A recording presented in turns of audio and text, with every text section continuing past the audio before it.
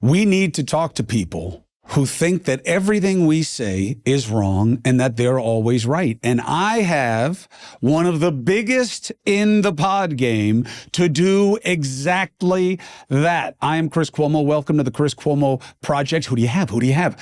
Benny Johnson of The Benny Show, Mr. MAGA. Millions and millions of subscribers, billions of views, incredible reach, controversy, fame, infamy, certainly a player in MAGA land, reviled on the left, right? He's a liar, he's a conspiracist, he's this, he's that. Do I believe those things? Does it matter? Do we disagree on everything, or is the division the real commodity? I believe that that's the truth. No, not that secretly Benny Johnson and Chris Cuomo or anybody not in MAGA agree on everything and he's making it up. That's not what I'm saying.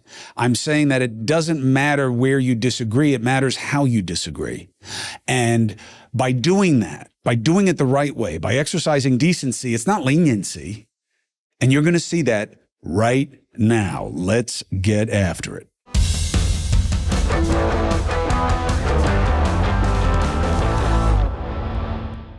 Benny Johnson, thank you very much for coming on. Appreciate it. It's my honor, Chris, to be on. And thank you for the memo to match black t-shirts today. I'm mooching off your look. I only do it because I'm old and it's slimming. So, although it is pretty cool, this local artist made this shirt and all of the wires on the top are power cords. And it's kind of a play on the crucifixion, of course, but it's about how we're killing ourselves with all these devices and things. It's kind of cool, isn't it, if you think about it? And it mixes in that memento mori vibe, you know, the Stoic thing. That's way deeper than the purpose of my black t-shirt, which is just to prove that I can bench press more than you. You think so? I'll tell you what, Benny. Would you like to make a little wager? Yeah, it's your sure. Suggestion, not mine. What would you like to do? I'll bet you one oversized Q-tip. No. Yes. And what is your problem with the oversized Q-tip? I'll counter you with one BuzzFeed firing. I just want to know who made that prop. Yeah, and the Halloween's around the corner, and they're good. And so I'll tell you who made the prop. A former Fox News executive producer. Really? Yes. Who was working for me.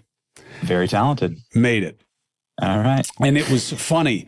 And too many of you guys pretend that you had issues during the pandemic that you had after the pandemic. That is my only beef with you MAGA folk. Not that, other than the fact that Trump gave us the vaccine and you guys ignore that in your analysis, but that during the pandemic, we were all figuring it out as we went along and taking it as it came and you know, questioning what seemed obvious. Later, there became big gaps that needed to get filled in. But you guys pretend like you were in that same place during the pandemic.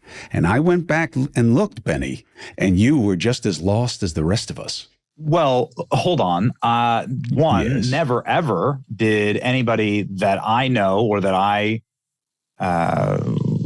roll with ever say that the government should tyrannically lock children out of school or prevent them from learning, take away our ability to breathe fresh air, shame people for masking or not masking or double masking. Right, but all the grievance, Benny, came later.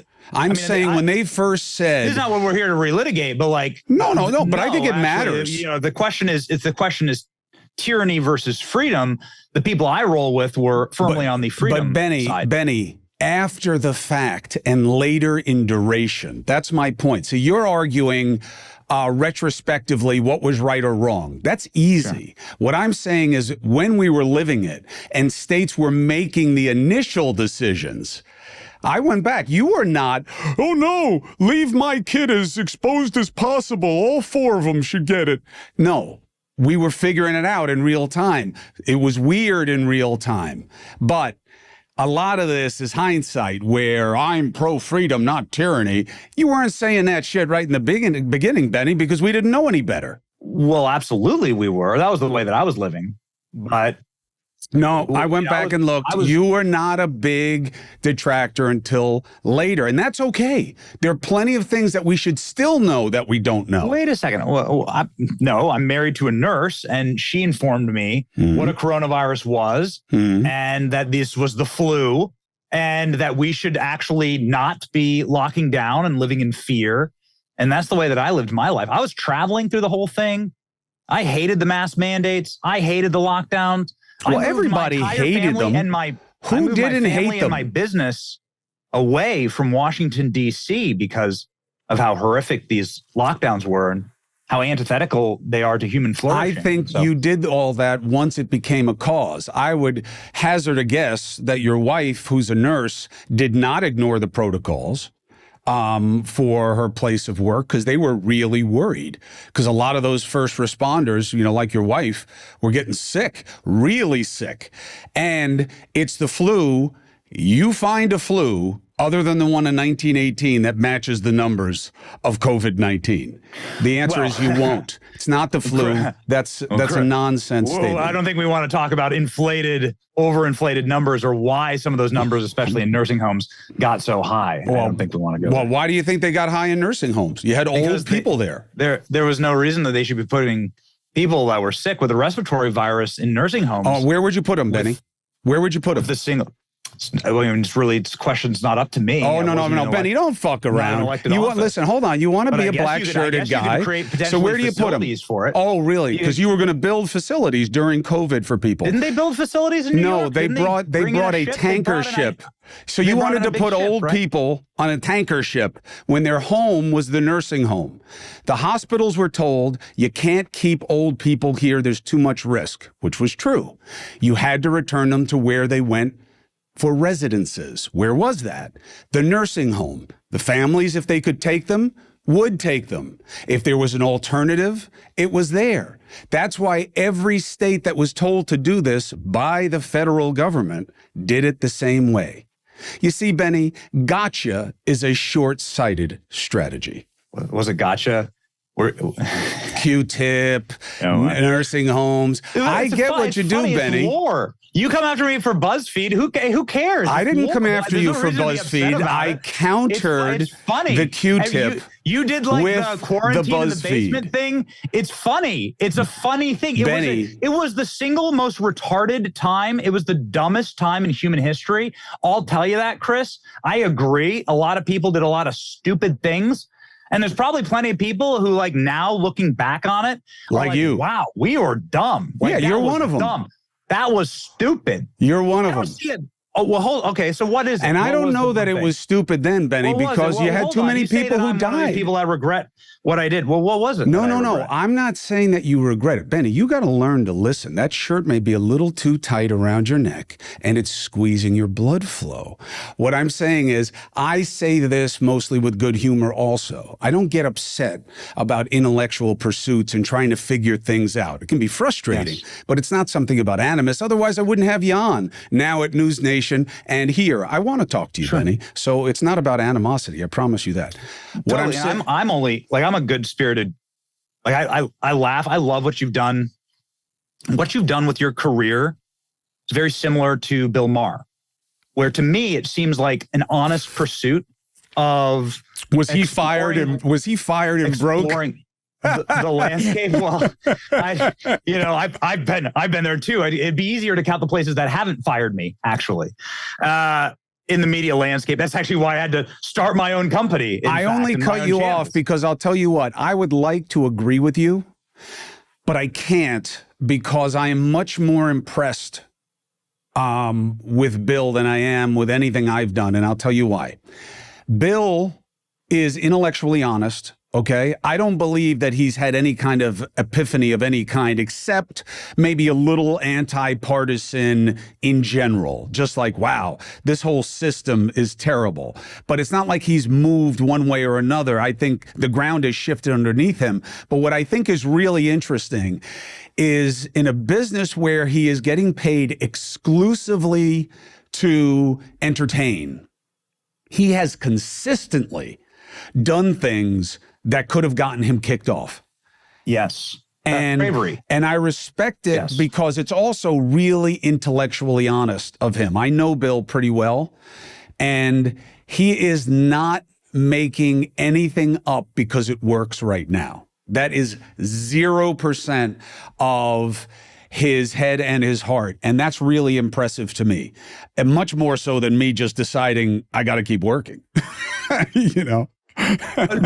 but people saw you give Trump an A couple of weeks ago, right? Like on the that's something that you would have never done at CNN. No, And of course I would have. I don't blame CNN, Benny. In truth, many people are impressed by that. I mean, I never did anything. Chris, yeah, but you know what, Benny? Some people are impressed. Like a lot of people some are like, people wow, think I'm a devil. Going viral. Your clips are going viral now because it seems like you're engaging in this very good faith pursuit of the truth. I think that, Benny, here's my problem with it. There's nothing wrong with what you're suggesting. And I only push back because there is no shift. And if anybody were going to shit talk CNN, Benny, it would be me, right? And I don't, for two reasons. One, the people I worked with didn't fire me, right? Two guys did. So my beef and my litigation is with them. I wish I were, I wish I didn't have to leave that way. I wish I had that kind of platform. But no one there ever made me say anything anyway, or didn't let me give Trump an A for something. Why? It just never came up. If anything, Zucker was getting bashed for having made Trump. The left was very mad at Zucker about the advent of Trump. So I don't see CNN the way you guys do, but I still believe that one of the reasons you and I need to talk to each other is not just the shirt and you being the junior version of my weightlifting ability, but that I think that there's probably a lot more, even though I'm not a MAGA guy, I'm not, it doesn't resonate with me. I am sympathetic to a lot of the people in MAGA because their distress is real.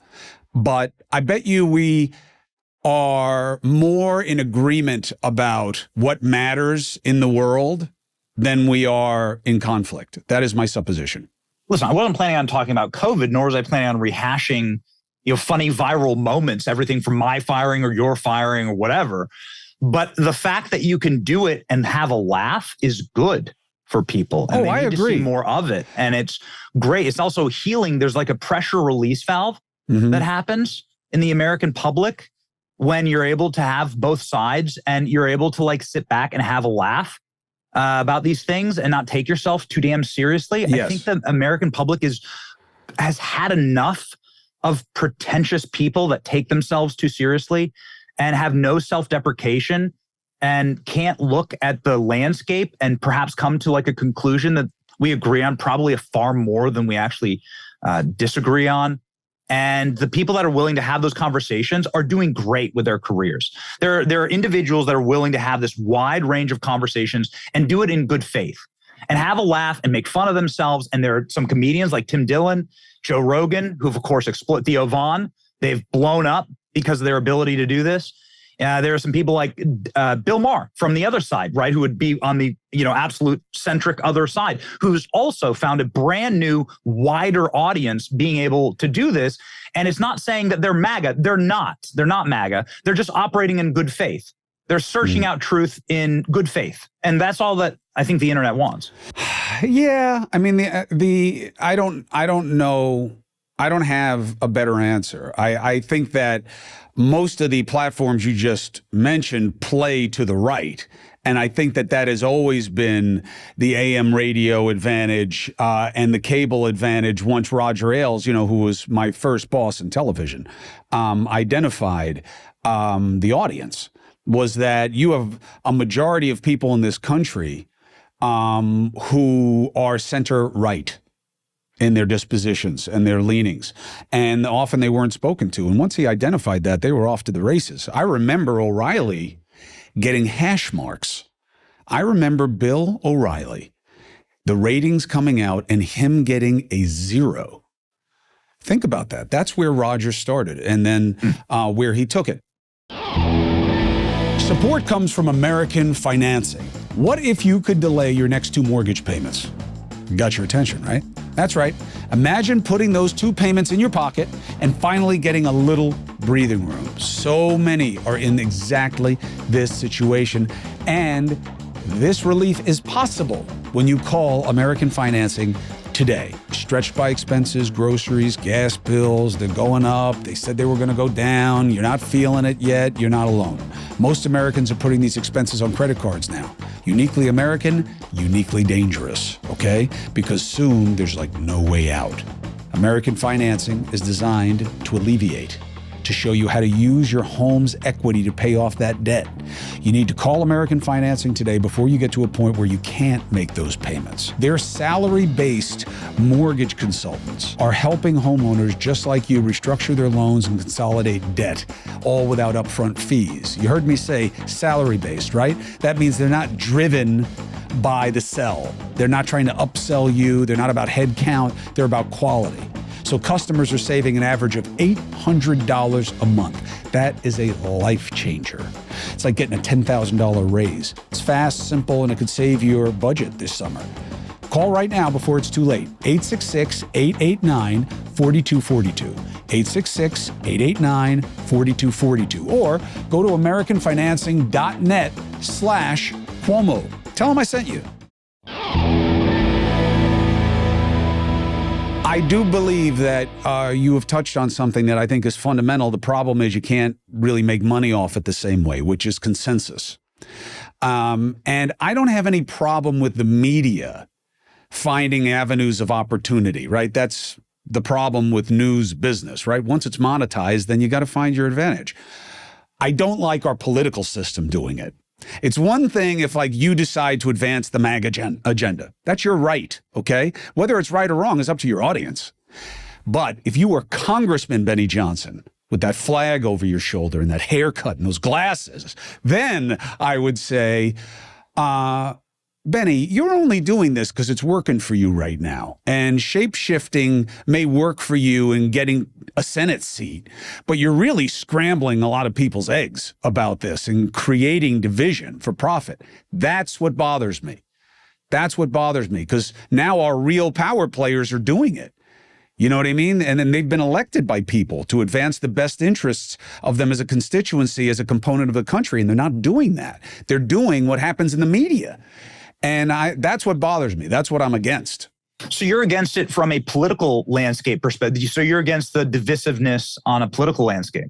I am. Look, there's always going to be division when there's disagreement, but it's about the degree. It's all it is right now. My father, Benny, was a real one, okay? This guy was not an immigrant. He was born here, but he was the child of immigrants, and he was an other, and he was otherized. You know, I'm a white guy all day long. My father was not. Okay, he was considered. What do you mean by that? He was considered an ethnic. If you go back and look at how Mario Cuomo was discussed, especially early on, it wasn't Mario Cuomo, white, you know what I mean, or whatever. They don't usually identify us as white because it's obvious, but he was an ethnic. He was described as hot-blooded. He was immediately tied to the mafia. You know, he didn't get jobs because he was Italian. You know, it was a different generation. It was a different era. But that guy, even though he had all of that animosity, that anger driving his populism, he would do deals for the betterment of the state budget all the time. He would argue against Republicans all day long. He was one of Ronald Reagan's most famous or infamous foils. He never talked about him personally. Never. And when he was sick and it finally came out, he immediately reached out to Nancy Reagan. He immediately talked about it. Why? Because decency was never on the table for political expediency. Now it is. Now it's not enough that Benny and I disagree.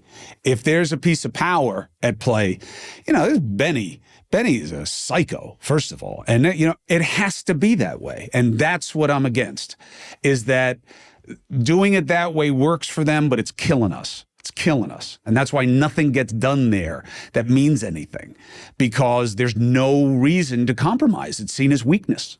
See, Trump, I see Trump doing this a lot. You know, it's Trump's having this consensus moment with people who hate him. Bill Maher's a good example, but he's just one of many examples of people who made a career over the last decade of saying that President Trump is an orange Hitler orangutan. And then Donald Trump invites him to the White House and calls them in and does a trip with them. It was wild. When Trump went to Saudi Arabia, on that trip was Reid Hoffman. Right. Reid Hoffman funded all the lawfare against President Trump. Yep. And he gets invited to Saudi Arabia to presumably it's very nice dinners and private conversations. Reid Hoffman was personally funding the destruction of Donald Trump. It's really magnanimous. The people who are closest to Trump, and I don't claim to be one of them, but the people who are very close with Trump says that he is in a very magnanimous mode right now, where he's doing his best to bring as many pieces of the table together. I think it's a genius move, because if you're going to win a war, if you view it as a culture war, to win a war, you can't stagnate. You have to be able to take from your enemy. You have to be able to turn their weapons against them. You have to be able to seize ground. And it seems like that's what President Trump is doing right now. And I think it's been very, very effective from a cultural standpoint. I think it would be. I don't know how concerted the effort is. I don't know his personal motivations well enough to give any sense of what mode he's in. But look, if he wants to be remembered as a great president, MAGA's not forever, all right? There is no great leader in American history who was a divider. There is not one who made their name as a divider, okay? He has to be seen at the end of the day who did something to bring the country together. And that's on him. And he has to figure that out if he wants to be considered that way. Otherwise, it doesn't matter what the economy is. It doesn't matter what anything is. He won't be remembered that way, because greatness requires great acts. My question to you is, if he's in that mode, why does he default to some of the other cleverness so often? For instance, with the Epstein thing, just tell them to put all the shit out. If you get sued, you get sued. It's not your money anyway. They're going to sue the government. They're not going to sue you. So just put it all out. You surrounded yourself with people. Trump did it a little bit, but not as much as the people around him who sold a lot of big ideas about Epstein. And now, because kids and sexual abuse is involved, they're not going to stop caring about it. So just put it all out. I don't want to hear about Hillary Clinton and Bill Clinton. I don't want you to just spread stink on other big names. I don't think Trump is why they haven't given us disclosure. I don't believe that idea. I've seen no proof of it. And I believe proof like that would have come out already. I don't think that this is what it is about. And I hate seeing the fake pictures of him with young girls from a bar mitzvah and trying to pretend that this is proof that he's a pedophile. I think that's disgusting. And it's proof of my point, Benny, is that it doesn't matter. Nobody gives a fuck. You go wherever you have to go to make the other side look worse. It doesn't matter. Well, yeah, the AI photos obviously should be illegal. They're fake, but the documents inside of the Epstein file are not fake. And you've got to assume that if you're going to run on something like releasing the Epstein file, and you're going to talk about it, you got to do it. Then do it. But I don't like all these Comer subpoenas of everybody else except Trump. I'm not saying he should be subpoenaed. I'm not saying that at all. Again, I don't buy any of this, Benny. I don't. I don't think there's a client list. I don't think anybody murdered Epstein. I'll give you that he may have paid guys to let him kill himself. But I don't buy these things. I don't think Ghislaine Maxwell knows anything, because if she did, I'm telling you, as a lawyer, she would have offered it up before now. She hates where she is. She's going crazy in there. And Epstein would have talked. And if you believe that he got murdered before he could talk, one, I don't accept that. He had plenty of time. He was freaking out. His lawyers say that. But even if he had been murdered to shut him up, why is Maxwell still alive? She knows all the same things. So I believe that there's a lot of BS here and it's a distraction. But you promised, so you got to deliver. So just put out everything and let's move on. I agree. I just don't agree that the Clinton thing is a smokescreen or red herring. I think there's a lot of fire where that smoke comes from. What Chris. fire? What fire, Benny? Whoa, what? Okay, so the fire that he flew on the Lolita Express 27 times, that Jeffrey Epstein went to the White House while Bill Clinton was president 17 times, that Bill Clinton had an oil painting of himself in a blue, presumably DNA-stained dress hanging inside of Jeffrey Epstein's $56 million mansion on the Upper East Side. The fact that in the deposition material, Bill Clinton was named as liking them young by Epstein victims, and Kevin Spacey saying that he flew on Epstein's plane with Bill Clinton with little girls on it.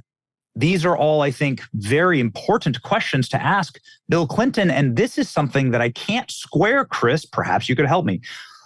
Why hasn't Bill Clinton been asked about it? You know, his wife's run for president. He's run for president because he's irrelevant.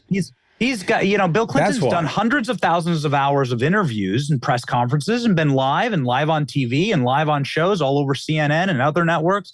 Why hasn't he ever been asked? And it's very strange. It's very two reasons. One, it's because very odd to me. There are two reasons. It's not odd at all. I totally get it. And for instance, I've interviewed him, and I was at the Clinton Global Initiative, and we were talking about very specific things. So obviously I wouldn't have brought something like this up, but I wouldn't have done it anyway, because the simplest way to put it is there's a big difference between accusing someone of hanging out with a scumbag, which all these guys are guilty of, accusing them of hanging out with a guy they know is a scumbag, which is now getting a little difficult because it's hard for you to prove what I knew.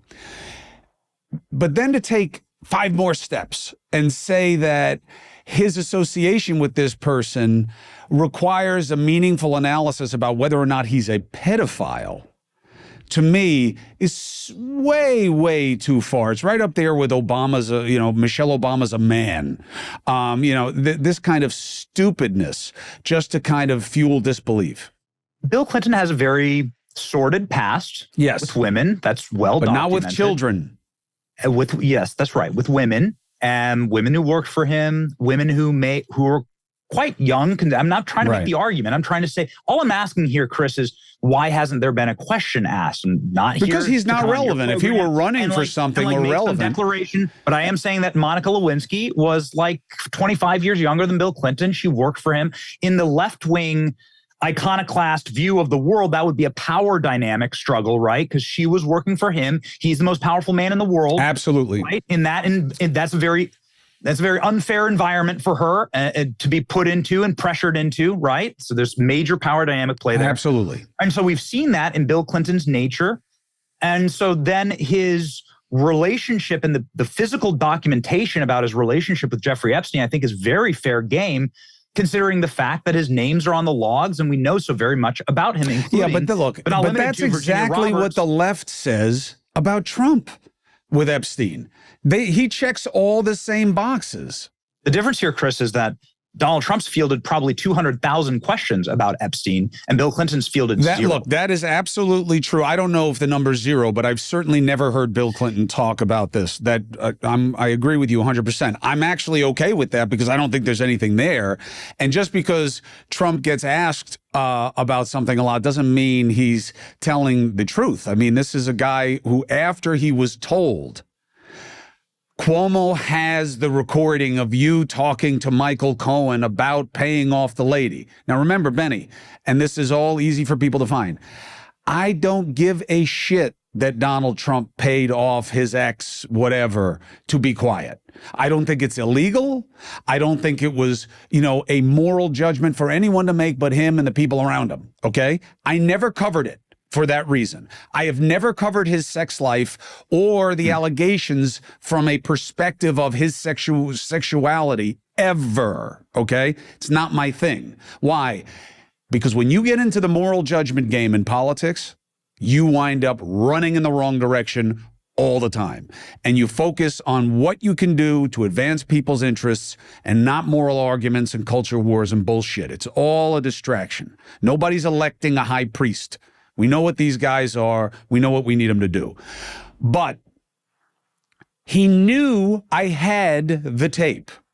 He still, when asked, said, I never heard of this. So him answering questions doesn't mean we're getting the truth of it. Sure, I just think it's a fair question. You can clearly agree with it. You got to agree it's a fair question. Bill Clinton, it's a fair question to ask Bill Clinton. What answer do you think you're going to get? I mean, well, I'm not sure. He's never been asked. And no, but I'm saying, like, what do you think? And that's why conservatives are like, well, the media is horrifically biased. Now, Amy Rohrbach of ABC News had a leaked tape after it was leaked by someone, and she just straight up admits, and I don't think she was lying, that there's no motivation that she would be lying there, that ABC News killed the story. And she says in that tape, listen, I had Clinton, I had everyone. She had photos. She's talking about Virginia Roberts, now deceased. Virginia Roberts, the chief Epstein whistleblower. Who actually exposed the entire pederast network. And Virginia Roberts has been an excellent witness in many cases. And she didn't implicate Clinton. And what I know this story very well. ABC killed it. And I don't know her. I'm just saying that's what people. Well, I do know her. Why haven't they asked questions about? I do know her. Democrats. I do know her. I don't think it's about avoiding powerful Democrats. It's that they killed her story. She was the good guy. I don't know. Rohrbach was the good person. I think that's the way it initially came out, but I don't know that that is actually the case. I think that this was a very half-baked idea. And here's the difference between the Benny Show and ABC News, okay? Meaningful litigation, okay? Where they can take you down and destroy your platform if you're wrong. You don't have that. You get all the protections of the First Amendment, very little of the responsibility or accountability. ABC News gets sued for connecting Clinton to a pedophile on a single source where there's no documentation that benefits that angle of connection, right? Being on a plane is not the same thing as saying you were raping kids. So that's why they don't do the story. Why you can't ask about it? Of course you can ask about it. Why they haven't? I think it's because of his irrelevance and the lack of proof behind your question. Will he be asked? Of course. Looks like now they're going to be subpoenaed. I don't want to waste my time on those interviews. Put everything out. That's what you promised. Do it. This is a distraction. The country is not in a better place, your kids, my kids, because of any of this. Just like with Russiagate, just like with the New York cases against Trump, just like the stuff about Hunter and Burisma, just like the stuff about Hillary Clinton and the pizzeria. These things are all cuckoo sauce. They don't help us make the country a more perfect union. Am I wrong? Oh, I completely agree that they're often used as hoaxes and distractions, and that there are real things affecting real people. And that's something that we need to focus on, which is why I want to know, can you break down, why did you give President Trump an A? Well, which category did I give him an A in? The overall rating of his presidency, correct? No way. No way I gave him an A. I gave him, I think, a C overall. I did give him an A in some category. I don't know, maybe it was foreign policy or something like that. Here's the point, though. Here's the answer to your question. I'm a fair broker, Benny, okay? Unlike you, I have specific personal reason to not like the President of the United States. And he knows what it is, and I know what it is. And we had discussed it. And it's personal, and he knows it. But I am still fair to the guy. Not fair enough for you. No way. Not fair enough for his supporters. No way.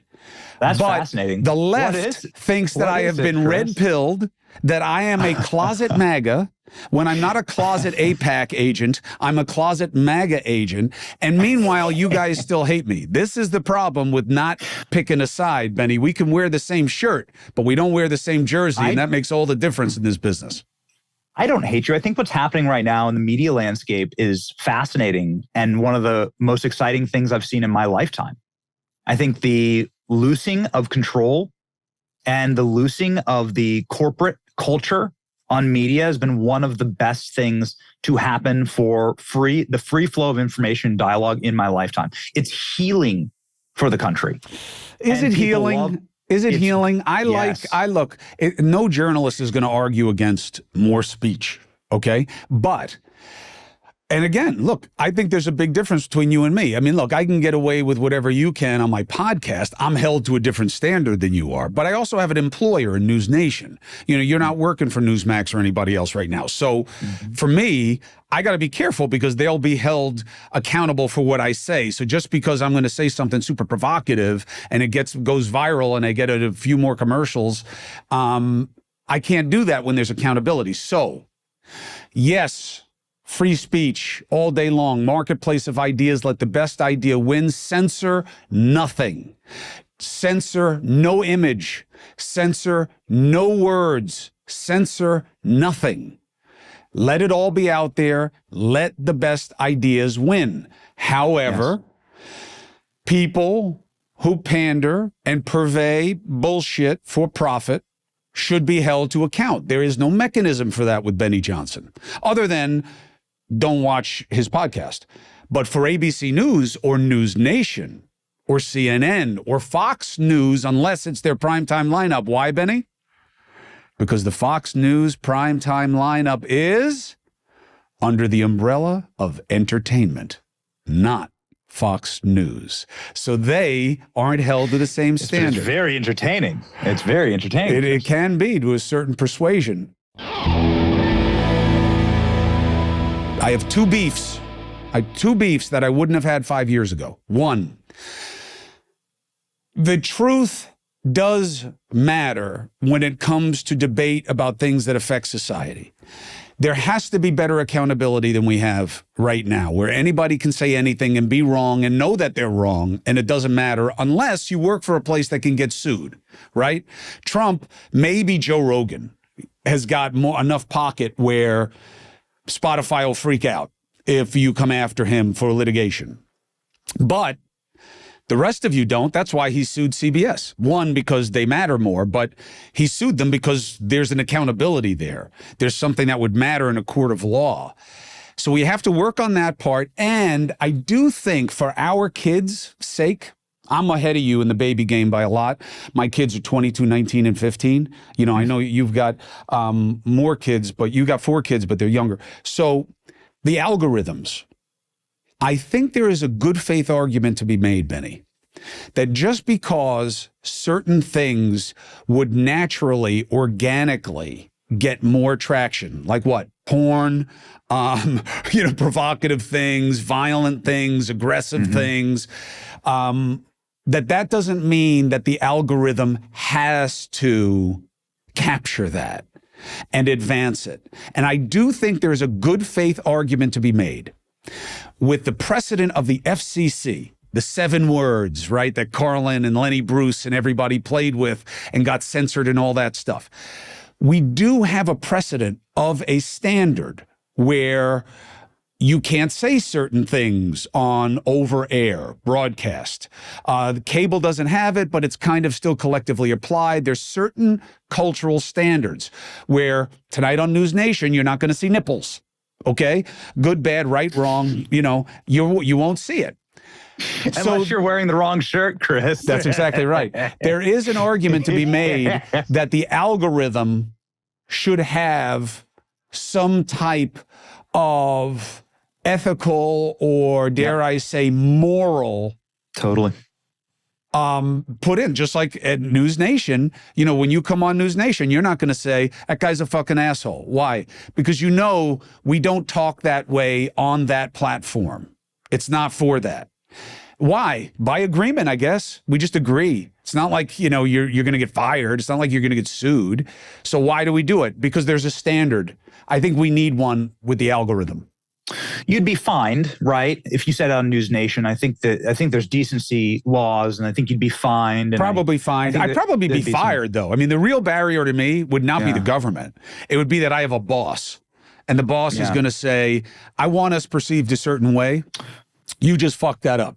I compare it. So yes, I'm the father of 4 young children, 4 children under 4. So we've had a child every single year since moving to Florida. It's great down here. Sunshine. You should think about it. You should maybe think about getting out of New York. Come on down to Benny, Florida. you couldn't have children before you moved to Florida. Is that what you're trying to tell me? I had 1 child in DC, and then because DC defunded their police, there was a gang war on my block. My house got shot up. Somebody got killed in my front yard. I still have it on my Ring camera. And then in the drug war, they burned down the house next to mine, which was a row house. So the flames went into my child's crib, into their room. The entire nursery was black from smoke and soot. And firefighters had to break down my door and save my newborn baby. So it was the worst day of my life, actually. Worst day of your life, but it also made you realize how fortunate you are because you survived it. It made me say, I got to get the hell out of here. Yeah, I got to get to a place that won't defund their police and their services for the taxpayers. I got to get to a place that has sanity, that is that have family flourishing policies. And the best way to tell that, actually, Chris, is it's very simple. And I learned this because I went to a couple different places to figure out where I was going to move after leaving DC. And Tennessee was high on the list, Texas potentially, is the city park rule. You go to a city park and you look around the city park and you can see one of two things. You won't see them both. You'll see one of two things. It'll either be a place for bums sleeping and pissing on themselves, stabbing each other with needles, or it will be a place for mothers and children and family flourishing. It can't be both. They're incompatible.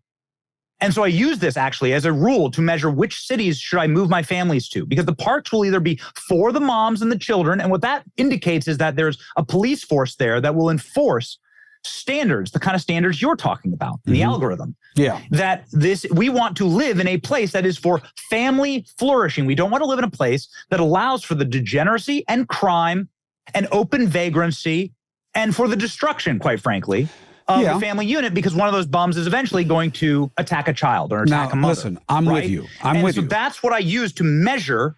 And I think New York City actually it's not a bad fails metric. that test. New York City right now fails that test. There are New York City proper in certain areas would fail that test. Yes, I agree. And so you don't want to take your kids. You would never. You're still technically a young father, right? You have teenagers, and so you don't want to take your kids around degenerate. No, I don't. I don't. But hold on, Benny. Let's take the next step. I agree with you. I agree with you. My argument, just to your point, just very quickly, let me wrap this up. To your point about the algorithm, I don't want to take my kids also to like a place that has open pornography. Right. You know, let's say there was a town square that had porn up on the buildings. Right. Or that had like drugs being sold. Right. Or that had, I don't know, violent, horrible open violence. Right. I want the algorithm to also reflect that, right? It's the public square for a reason.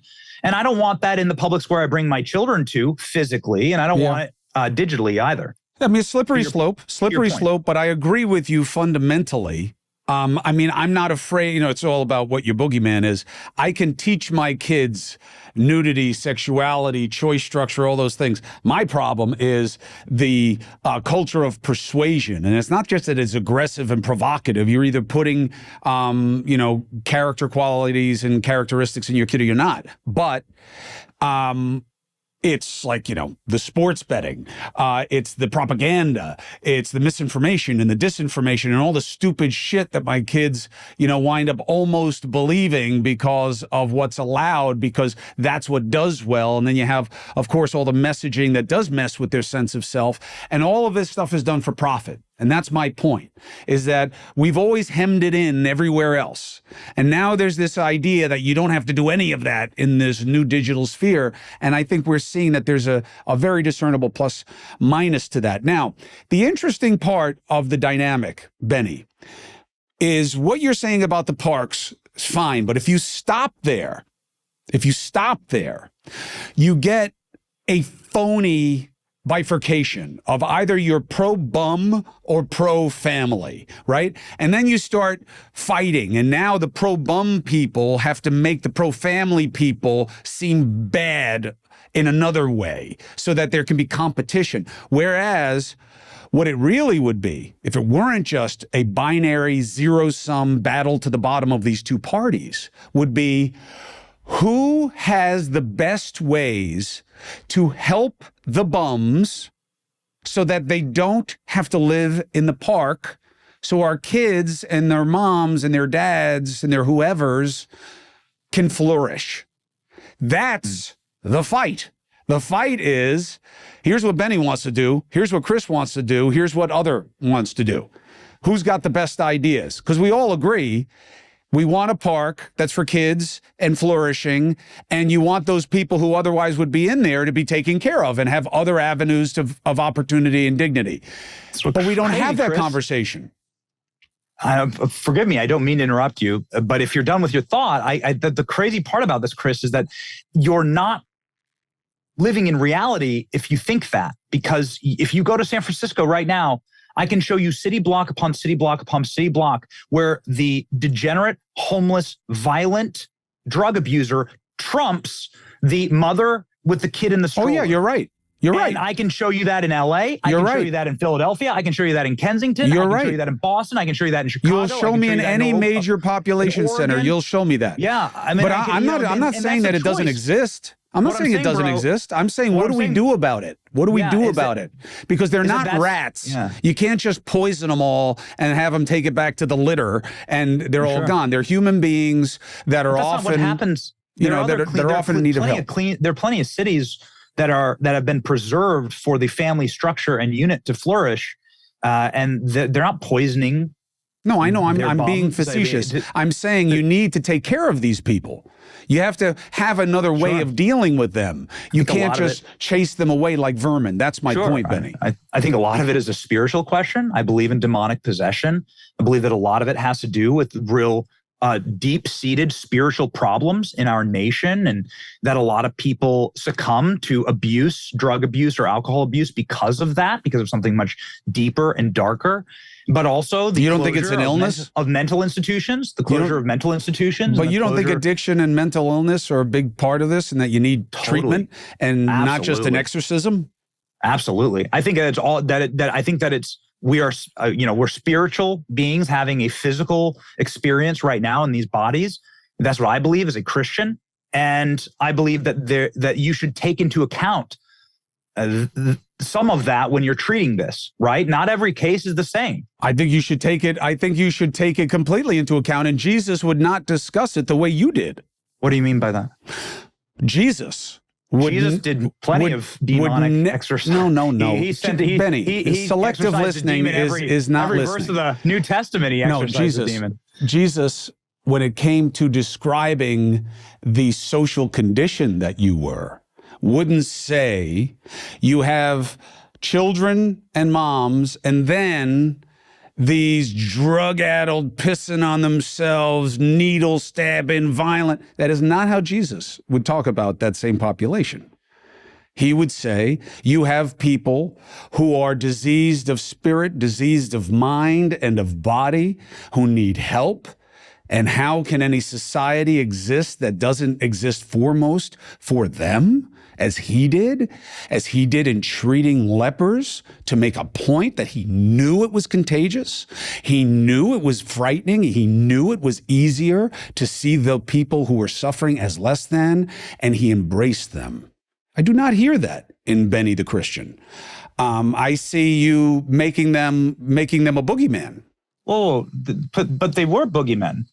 If you look at some of the people that were demonically possessed, in the Bible, they act exactly like some of the people who are in Kensington. You don't have to be demonically possessed to be homeless. You'll see the same thing. Or addicted. I'm not a pastor, nor do I claim to be some theologian. I'm just saying I'm a simple Christian who reads my Bible, and I read that one of the more famous demonically possessed men lived in the tombs. He kept cutting himself and abusing himself. He was so dangerous, they couldn't even chain him. He would hurt people. And that he was cast out of the town for that exact reason. He lived among the dead in the caves.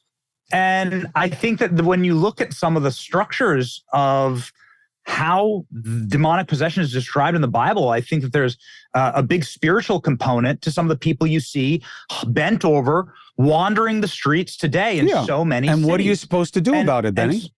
You're supposed to put them in the tombs? I said that there's probably a huge critical error in closing down many of the mental institutions in our country. So many mental institutions were shuttered. And the moment that they shuttered, and I wish I had the graphic in front of me, but I'll be happy to send it to you. The moment that the mental institution population collapsed, and that happened through the 70s and 80s. No, you know who did it? The rate of homelessness on the streets. It ballooned. It was a perfect inversion, actually. Of course there was.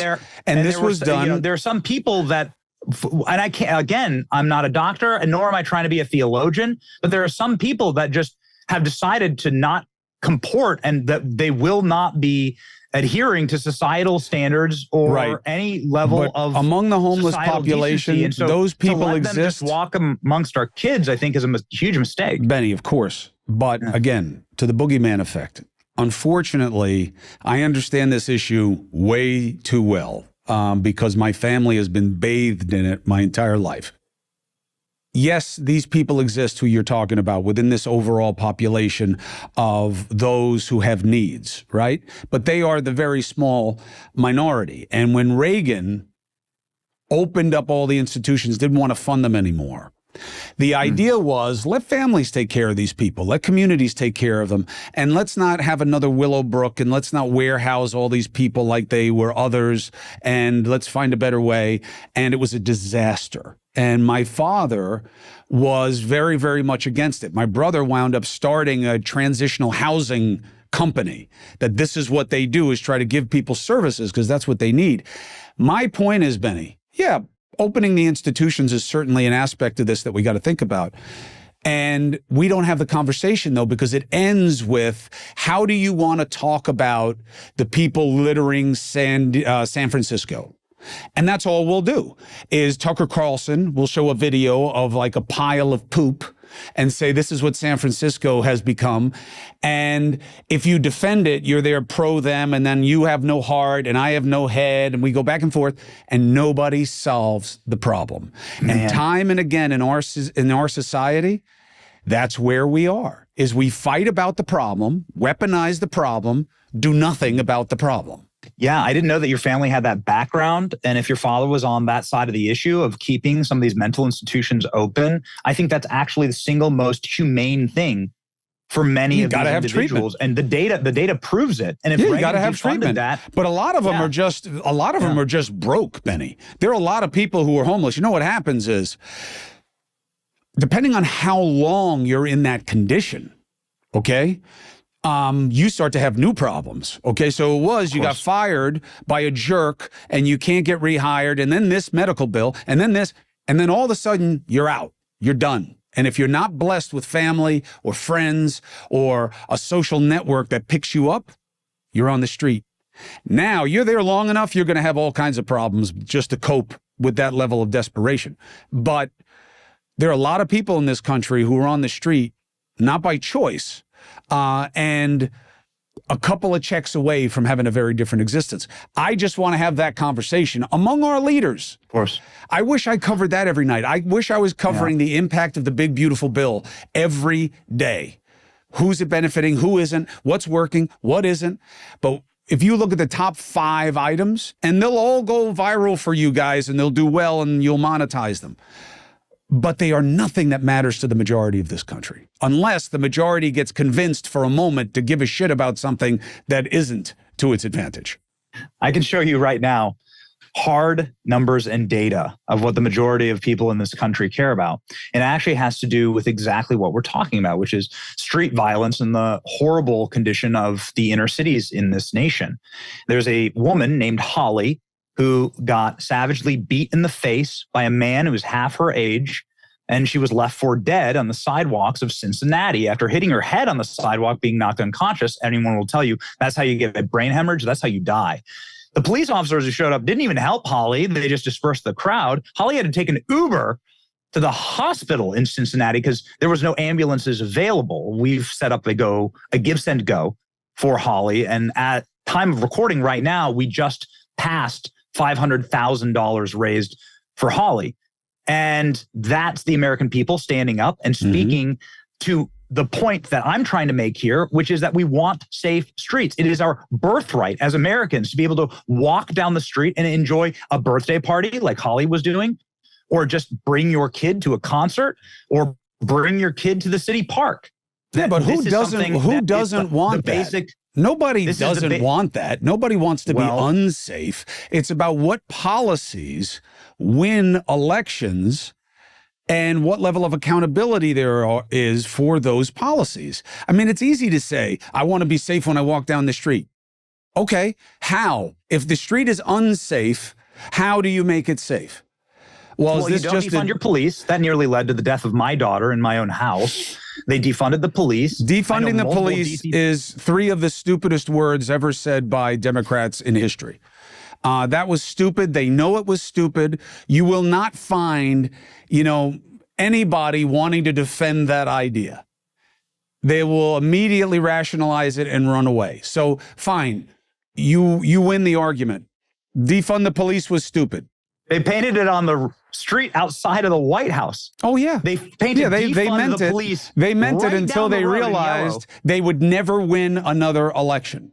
Okay, and then you pivot away because that's what the parties do.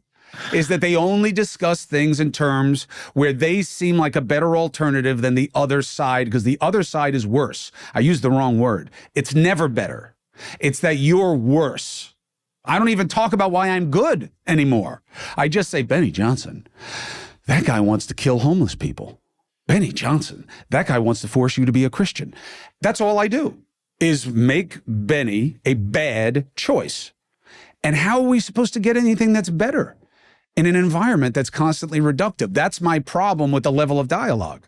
Well, here's you and I having this conversation. And so we've started at square one, which is we all want to be safe. Yes. So then the next question is what policies begets safety for our children and the mothers in our community and anyone, old person. So defunding the police, that's stupid. And that was the dumbest thing that anyone's ever said. It was dumb. There's your viral clip. You saying that's the 3 dumbest words ever said, that'll go viral. That's your next viral clip. We probably have several in here, Benny, but is going viral getting us to a better place? I don't think so. How about bail? Well, yes, actually, good faith consensus arguments are excellent for society. How often do those go viral? Well, this is what we're going to have a conversation about, because the reason why Holly, who's just a single mother of a special needs child in Ohio, who got clocked while trying to simply celebrate a birthday party in downtown Cincinnati, $500,000, $500,000 has been raised for Holly. Good for her. Because people are so affected by this story and they're so angry about it. When you put it to the American people, they stand up 10 times out of 10. In every disaster I've ever covered for 25 years, the country, the majority, who we are everywhere once you get outside elected politics, okay? Yeah. We do the right thing in this country. We do the right thing, and most of us in this country do not want any credit. You will never know. They are just the neighbors. They are the parishioners. They are the local members of businesses, and they just do things for one another. They do it because they can, and we lose sight of that in our partisan politics. And that's why I hate the 2-party system. That's why it's the only reason it bothers me when you guys say, oh, for a Democrat, if your name's not Cuomo, I have never registered as a Democrat to vote in my life. Talk about people who don't get asked questions. My brother's a Democrat. I don't know why, but he is. My father was a Democrat. I know exactly why he was, but his party doesn't exist anymore. And while I had disagreements with my father about different issues, I knew what principles were guiding him. And now I look at the parties, and I never bought the Uniparty because anything conspiratorial kind of spooks me as unintelligent. Basic skepticism is the lowest form of intelligence. But the Uniparty thing starts to resonate when you realize that they just shapeshift. The Republican Party, for so many years, was all about this surface level character analysis, character counts. And they just threw that out the window for political expedience. The Democrats were about the working man and woman. Whatever was going on in their world, that's what they were about. They fought the big people for the little people. That's what they did. And now they deal with the big people who want to put their ideas on the little people. That's what they do now. So I don't know what these parties are. They're just shapeshifters. And I wish that we had 5 instead of 2. And I wish that we had ranked choice voting. And I wish that there were term limits, but you need a constitutional amendment. And I wish that states, while they're not redistricting to benefit one side or the other, they could get the parties out of the primary process. I wish all these things could happen, but none will. Can you unpack something for me that you just said that I found fascinating? You said that my father's Democrat Party and your father ran for president as a Democrat. This is correct. And he led the state of New York as governor as a Democrat. 3 terms. So he was Mr. Democrat. Yes. Right. And he was an iconoclast. Liberal lion. He was an iconoclast for the Democrat Party. You can't go anywhere in New York without finding Cuomo on the name of a bridge or a road. And so you say that his party doesn't exist anymore. Unpack that for me. So my father's battle was against trickle-down economics and Reagan Republicanism, okay? The Democratic Party that he fought for and the Republican Party that he fought against, neither exists anymore. My father's party was take care of the little guy, take care of the little guy, take care of the little guy. Stay out of our bedroom, stay out of my heart, okay? Just do all the government we need, but only the government we need. And we're a secular society. Don't put anything else on me. That's who they were. Republicans at that time were teaching to the top, for the top, about the top. Everybody should see the world through the eyes of the top, and everything else is great because the top has it great. That was the conflict. Now it's the left arguing for a cultural elite. This is how you will talk about people, Benny. This is how you will raise your kids. This is what you will tell them is okay. This is what you will say and not say. And the Republicans are, this system sucks. All the little people are getting squashed. These elites are killing us. Anti-everything.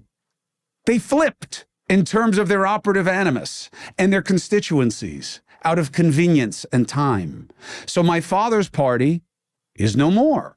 Socialism, he believed that the opportunity to be part of a free market was exactly why his parents, illiterate, okay, unsophisticated, untrained, except with a heart, 3 sizes too big, filled with ambition and dreams, to come to be able to compete, without some feudal system on your head in rural Italy where they were telling you who you could be and how you could be, was worth everything. The idea of going to socialism, not socialistic, yes, public education, yes, entitlements, yes, there are socialistic aspects to our constitutional republic within a capitalistic model that work. They work for the collective. That's what we do. But it's a capitalistic society. No Democrat ever argued for anything else. No Democrat would have argued for open borders. None of this. My father would have done none of this. And why? Because those were the ideals of the party. Now it's different. What would your father have said about defund the police? It would have been laughable. It would have been laughable. But people didn't say things like that, Benny. They didn't say wildly outrageous, like my father would have picked up the phone and called Donald right away and called the president right away and said to him, your father would never want to hear you say that again. He used to put all kinds of people into his buildings. Yeah, you guys got jammed up. He learned a lesson from that. He believed in having as big a pool of people as possible. When the president then running said, Islam hates us, my father would have called him up and put him in check and said, we don't talk like that about an entire group of people. Not where we come from. Not where we come from in Queens, where we were all otherized. Them for being Germans, the Trumps, everybody had their little bucket for a while until they assimilated. And today, it's all provocative bullshit all the time. No responsibility, no accountability. You just move on to the next. And it gets us views, it gets us clicks, but it's not getting us to a better place. And that's why, I'm sure your audience is going to say, what the fuck did you talk to that guy for, right? And people in my life are going to say, what the fuck you talked to Benny Johnson for? I believe conversation is the cure. And I know that if we went down a list of things like what matters in terms of beliefs, okay, we're going to wind up checking so many boxes. Do you believe in a higher power? Obviously, yes. You said it, you're a Christian. So do I. So do 7 out of 10 of us. Okay. Do you believe that people who make more should pay more in taxes? Yeah, of course. That's the way our system works. But do you believe there should be responsibility for how that money is spent and that they shouldn't take more of it if they're not spending it well as we decide through elections? Yeah, we both agree, right? Even culture war issues. Okay, we're going to disagree on reproductive rights because you're going to say, as a Christian, I'm pro-life. That's okay, fine. Then you can vote for people who are that way. I was also raised Christian, Catholic. I study religion almost obsessively, certainly constantly. I believe I live in a secular society, so I respect what the law is. And I have no problem with people trying to influence that law with their own doxologies. But the law was Roe v. Wade and is now Dobbs, which means you do it state by state. That's the law. Do I agree with it? No. Do I have to accept it? Yes, unless it can be changed. I don't think these things are offensive. You know, are you pro-death penalty? No, but I don't care if we have it. Why? No one I care about is going to get killed. But if you're poor and you're in a minority group, you got a better chance of being killed, but it doesn't lower crime. And a lot of the families who even believe that seeking that kind of justice will give them some kind of closure, it rarely does. So I don't know why you'd have it, but if you want that to be your social instruction, I'm okay with it. We live in America, which is the most violent society I've ever covered in my life. It's not even close. Wait a minute. What about Afghanistan? You can't confuse extreme instances of Sharia law, which is with how they live in general. You're in Afghanistan, you can be in some crazy-ass place like Mirwala, Pakistan, where crazy shit's going on. They'll have an argument. The idea of them touching each other never happened, because if you put your hands on me, you better kill me. In that culture. So they argue all the time. Nobody says, I'm going to kick your ass, Benny, if you say that again. That's uniquely American. Okay? Having weapons, sure, that's an aggravator to anger and hostility. But wanting to be angry and hostile is what we got to deal with. I'm a gun owner. Yeah, we can do better with who gets them and how. Sure, especially when it comes to yellow and red flag laws. Absolutely. And the types of weapons. Sure. Why do we use them the way we do? Why do we shoot each other so easily? Why do we kill each other so easily? The biggest danger to American society is fundamentalism. This is our big enemy, fundamentalism. That's what we're seeing. All the violence, all the terrorism, Benny, they're all Americans now. They're all Americans. Why? Because we're becoming extremists. That's why. Why are you a gun owner? Because I believe in it as a tool to protect my house, and I believe in it as a tool which I would understand if people came at me for it and wanted to regulate it differently. I get it. But my son and I like to shoot. I do not like that I haven't beaten him in 2.5 years, but I do like to shoot off our backyard. And we have a lot of fun doing it. And I've liked teaching him about caring for things that can hurt. And that matter, and that the responsibility matters, and knowing how to use it matters.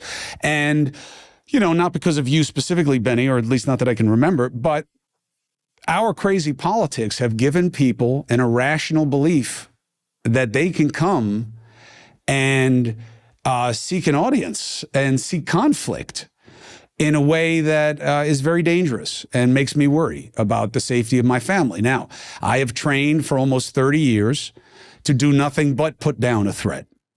But I can't put down everything, and I can't really deal with more than one at a time. So God forbid, God forbid, God forbid, I want something that can put a hole in somebody if they threaten my kids. Do I understand that there are regulations? Was it a pain in the ass for me to get the shotguns? Yeah, it's a pain in the ass. I get it. I'm okay with it. I've watched enough bodies get sprayed all over the place to understand that you got to have checks. And the idea that there's no check on the right is silly. But I'm not your enemy on it. I'm a gun owner. And I believe that's true on every fucking issue.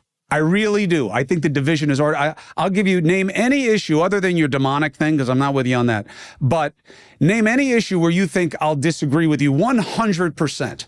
100%. An issue, not a person. Well, why aren't you with me on the demonic thing? I think that's interesting. I don't believe that. And I'm not saying that. Listen, to be able to declare that, I'm not claiming that I have any type of authority to do that. I am a simple Christian. I just read my Bible. That's it. And I assume you were raised Catholic. Are you still a Catholic? Yeah. You still a practicing Catholic? Yeah, I'm a failed Catholic. Well, everyone's a failed Christian. I know, right? That's the point of Christianity. Yes. It'd be nice if we extended that rule to how we deal with one another, though, in society, which we don't. I love that you brought up your son when it came to firearm ownership, because I know that's sexist. The girls, if they wanted to shoot the weapon, I would work with them. I'm not going to force it on them. I didn't do that with water skiing. I'm not going to do it with a fucking shotgun. But you're the protector. You're the head of your household. But if they want it, I taught my girls. I'm a girl dad too, though, and my girls will fucking put it to you. You come at one of my daughters, the 22-year-old or the 15-year-old, and you are rude and you try to be physically aggressive with them, you better have your fucking hands up. Both of them know what to do. Them, Chris, that these both of them know how all Cuomos can put down a threat. I promise you that. And if they wanted to learn, I would. I don't mean to be chauvinistic about it. But my son wanted to learn. And I wanted to make sure that he knew when you point this at somebody, you better be ready to kill them. You better be ready to take a life. Otherwise, here's how we hold them. And he got it. Your instinct, Chris, was so raw and so primal and so bred in the bone, so deep into the DNA of every man who's ever lived, certainly every man, in your lineage and in mine, that says, I will protect my family. And I'm going to take the means necessary to ensure that if evil is visited upon my home, that it is met with equal or greater force to protect my children. And that is what most men want. That is what all good men want. I think that's what most women want. Everybody wants to be safe. Absolutely. Yes. And you should train, you should train yourself. But all I'm saying is this, Benny, and I think we should be continuing these conversations. When you want, I'll come on your show. You can come on my show. It doesn't matter to me. My honor. Christ says to protect these little children. One of the harshest orders Christ ever gave to his disciples and those who were learning from him was, don't harm a hair on this child. Don't hurt this child. It'd be better for you to have a big old stone tied around your neck and be thrown into the bottom of the ocean than for you to harm a hair on this kid. And that's what he's saying to a degenerate who's wandering a park, who's out of his mind, who wants to potentially harm a child. That's what he's saying to anybody who may have been engaging with what Epstein was engaging in. And that's what he's saying to anybody who may want to visit your home to do harm to you. And so it rests upon us as fathers to ensure that our children are safe and to ensure that they are being raised in places for human flourishing. I agree, but I'll tell you what, there are more lessons. And I think that's an easy one. Okay. It's not always easy to achieve it, right? Evil is real. Hate is real. Violence is real. Derangement is real.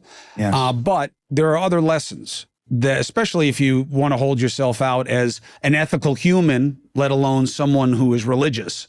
But you don't have to believe in anything bigger than goodness to know that.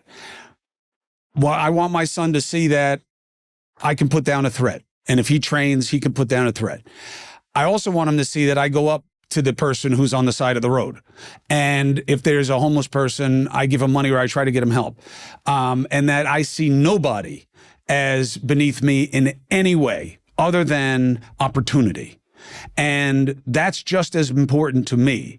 I am very careful with how I deal with what I say and with certainly what I do to people who are in need. And I don't want people who are unstable to be around kids, duh. But I care about those people as much as I care about the kids. And I want to help them get to a better place as much as I want them to be safe as much as I want my kids safe. I'm simply pointing out the hypocrisy of some individuals on some political spectrums saying there should be no guns who live inside of a building surrounded by guns and walk with private security. And I don't like that argument, Benny. I don't like impossible arguments. And I don't like impossible arguments. It's like Nancy Pelosi doesn't live in the Tenderloin in San Francisco, right? She lives out in Napa. Right. And she lives in behind a massive wall. I've seen it. I've been there. I've looked at it. It was like one of the biggest walls I've ever seen. And Nancy Pelosi's vineyard that she has, that's private in Napa, as far away as you can possibly get from the human suffering of downtown San Francisco, which she represents. That's what people say. People are like, what the hell's wrong? What's wrong with you? I don't need Nancy Pelosi to live in the suck to appreciate that there is suck and that there's supposed to be something done about it. And look, she doesn't run San Francisco. It may be in her constituency, but this is the city. The city went the wrong way. They had a new set of elections. They got a new person in, and the new mayor is doing it a different way. And the people spoke, and that's how a constitutional republic works. But I'm just saying that the more we get into solutions, because we all know what the problems are. I mean, look, even immigration. I don't know if I gave him an A or an A minus. I don't know what the fuck I gave him. But whatever grade I gave him, there's such an opportunity there. Instead of the big, beautiful bill, of course, you got to get your budget bill. But it's a no-brainer that he should have used the numbers to force an immigration bill. We keep saying we care about the men and women who protect us on that border.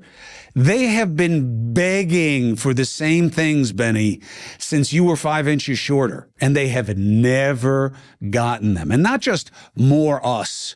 They have been asking for very specific rule changes and resources. The rule changes are about asylum and who comes in and how and what happens with certain kinds of overstays so that they're not all treated the same way. They've been asking for that.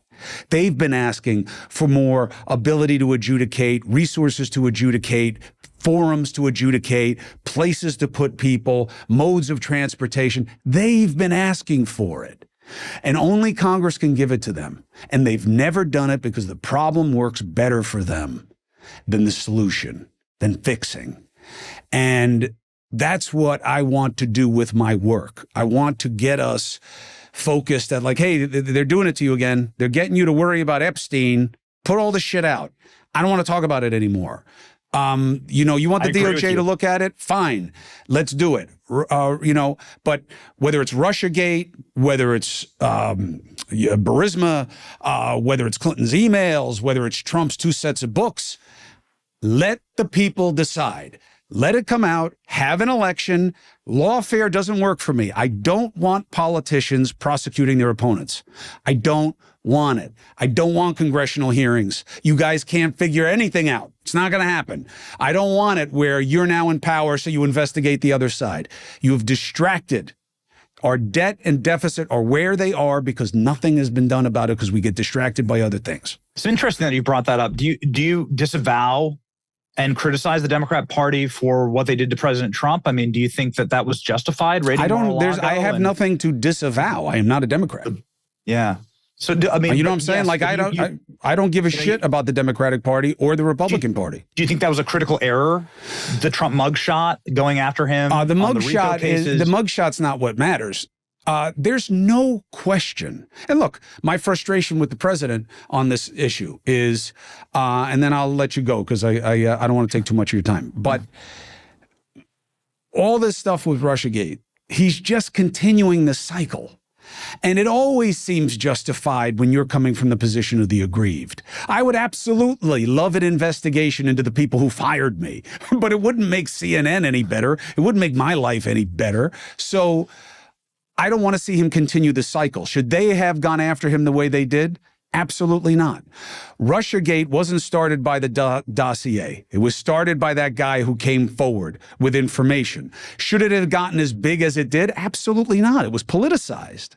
It was politicized, and we were sold a bill of goods about the dossier. We were sold a bill of goods about Mueller, and then we saw him testify and realized he was an old man who was way past prime. So all of our faith that he must be doing it right. This guy's a Republican, and he was the head of the FBI, and everybody respects him. Yeah, they did 35 years ago. It's like, you're not putting me on your starting 5 right now, Benny. If you think I'm going to dunk a basketball, it's not going to happen. I can't even dunk a donut and coffee. So I regret a lot of those things. And the harsh part is we didn't learn. There's nothing wrong with being wrong. There's nothing wrong with getting it wrong. There's nothing wrong with me saying, no, Benny, it was 2016. And you're like, I'm telling you, I was there. It was 2012. No, Benny, it's 2016. And this is why people don't like you. And then it turns out it's 2012 and I never apologize. Benny was right. I was wrong. I shouldn't have made it a point like that. I'm sorry. And we move on. Now, all you'll hear is my apology for 10 years. Everybody will insist they're right even when they're wrong.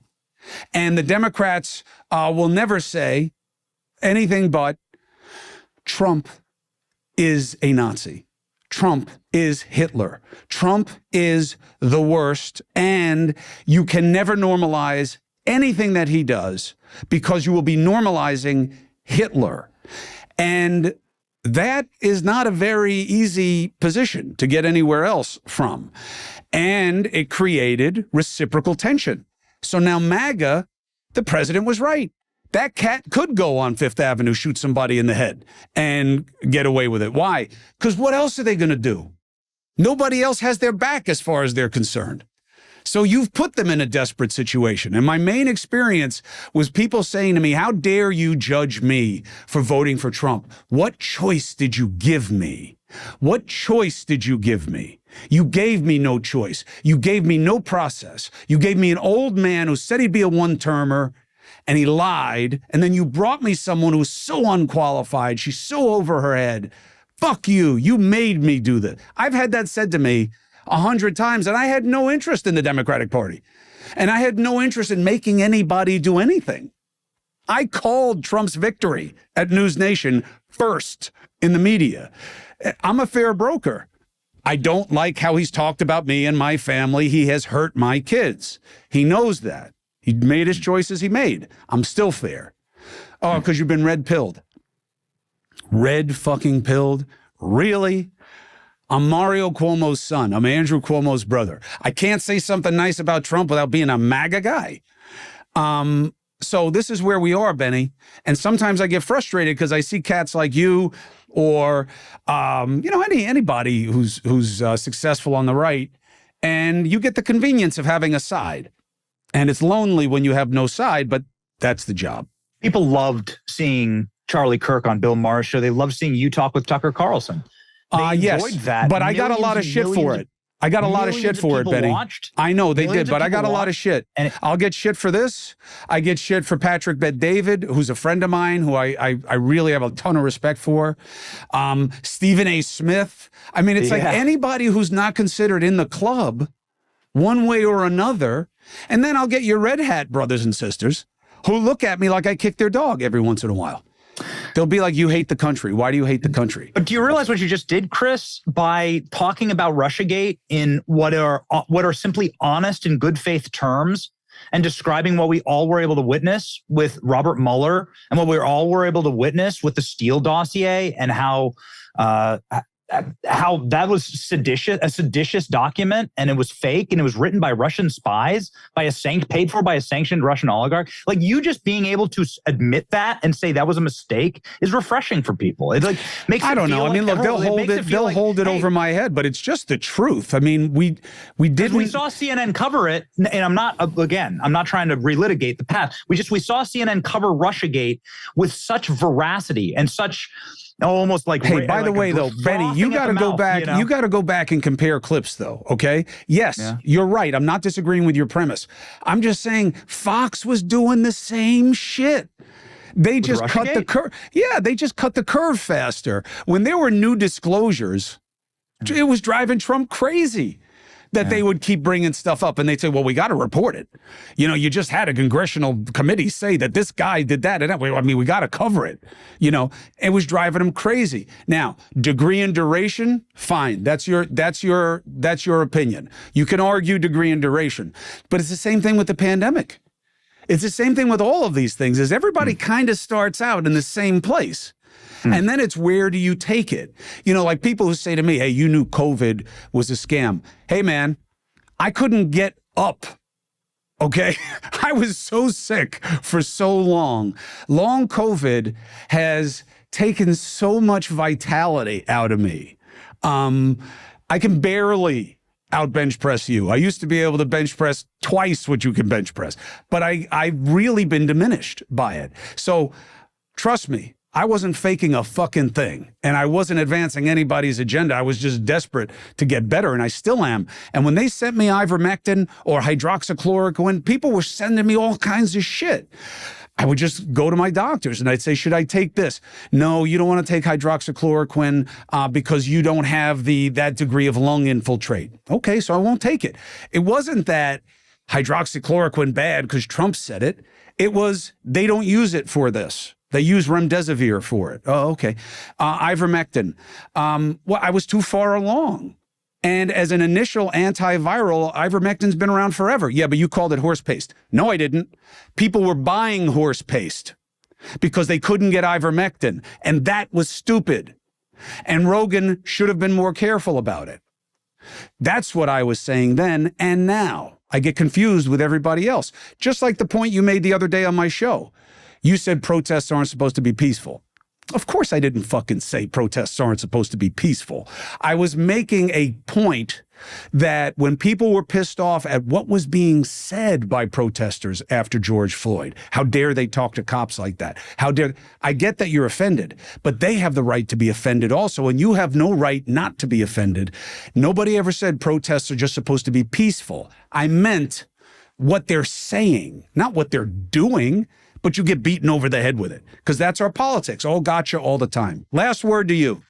I mean, I guess if this is the last word, I'll simply we're going to keep talking, Benny. We'll do this again. I'll simply state that it's been refreshing. We've covered a lot of ground here, and we've talked about a lot of, I think, possibly the biggest third rail, like every third rail you could possibly touch, we've touched on in this very civilized, honest conversation about the landscape that we're living in. And Chris, perhaps I'm wrong. I know you're a little bit older than me, but I'm pushing 40. I'm 55. I am the ghost of Christmas future. I used to look like you, Benny, you young bastard.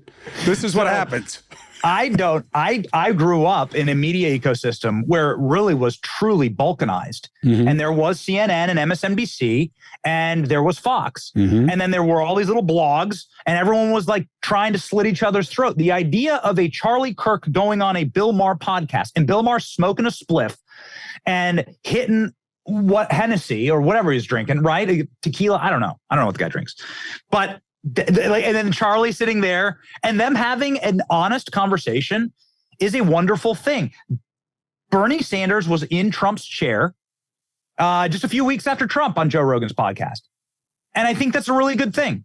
I think you're 100% right. Man, you and Tucker were like the kaiju, like fighting each other. It's like King Kong and Godzilla, right? And it was you and Tucker, and you were ripping each other's throats out every freaking night. And then the first thing that happens is the two of you guys go on each other's podcasts, I just, you seem a little nihilist on this. And I'm going to be there to hopefully be the silver lining in the dark cloud and say that it's actually a really good thing that's happening right now. And it's better than it's ever been, in fact, when it comes to people having these kind of conversations. So I'm honored to have had this conversation with you. Well, look, Chris. Here's the good news, okay? We should absolutely disagree. And we'll disagree about what you think is true, what I think is true, what should be done, what shouldn't be done. But the idea that unless it is made personal, it's not about insulting you.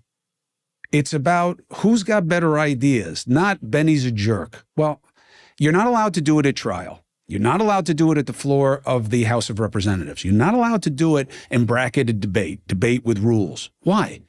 Because it's cheap, and we can be better than that. And maybe it's not as profitable. Maybe it's not as popular, but it's better. And the more I can do it, the more I will. Benny, I got to let you go. But anytime you want me on the show, it's there. I'm curious about the epic battle, the blood feud between you and Trump. What is that? What is the mystery issue? It's not a blood feud. I respect the president. According to him, I was the only member of the major media that called him after he got shot. And I called him, just out of respect to say I was sorry about what happened. And I wish his family well, and how amazed I was at how he handled it. And it's not that I, like him, don't like him. It's not what the job is. But that guy wouldn't get my name out of his fucking mouth with the Fredo and everything else. And I kept saying to him, look, I don't talk about your kids, okay? I do not talk about you that way. You are causing me trouble. I can handle it. But I don't want my kids to have to defend your mouth at school because you're causing them trouble that you don't need to do. You don't need to come at me that way and say that I'm an enemy of the fucking state, okay?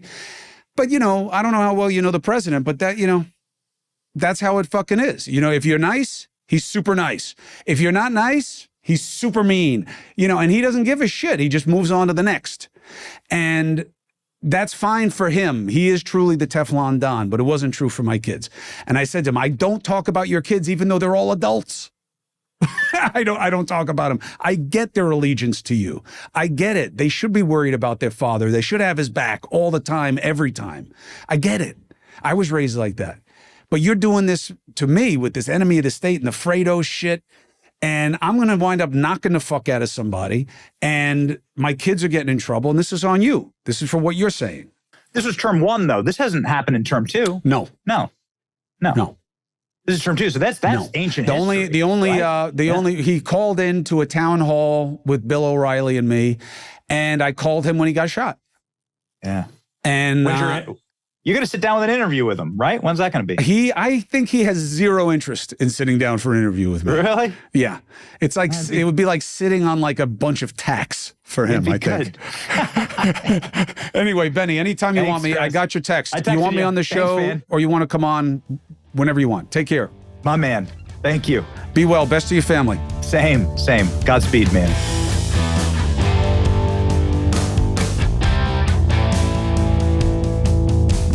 Now, is this going to be sliced by a Ginsu 50 different ways to make it look like I hate Democrats and I'm MAGA and I'm this and I'm that, all this other bullshit? Yeah, and that's the problem.